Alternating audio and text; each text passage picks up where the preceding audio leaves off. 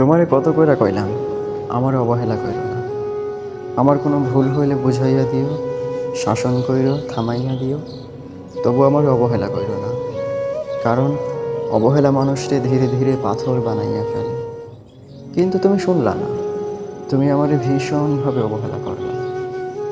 মুখ ঘাইমা গেলে face tissue ব্যবহার করার পর মানুষ যেমন কইরা তারে সুইরা ফেলে দেয়, তুমি আমারে অমন কইরা সুইরা মারলা। নতুন পাইয়া পুরনো জিনিসটা মানুষ যেইভাবে অবহেলায় যেখানে সেখানে ফালাইয়া রাখে, তুমি আমারে অমন কইরা ফালাইয়া রাখলা। কিন্তু তুমি জানতে না, কিছু কিছু জিনিস নতুনের চেয়ে শৈশবের মতো পুরনোই ভালো।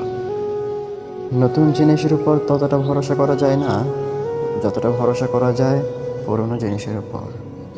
তুমি হয়তো জানতে না, অবহেলায় পড়ে থাকা কাদামাটিগুলো একটা সময় রোদের তাপে শক্ত হইয়া যায়, আবার তার আগুনে পুড়াইলে ইট হইয়া যায়, যে ইটকে আর কখনো নরম কাদা বানানো যায় না। তুমি আমার অমন কইরা অবহেলার আগুনে পোড়াইতে পোড়াইতে শক্ত ইট বানাইয়া ফেললাম, ভীষণ শক্ত ইট।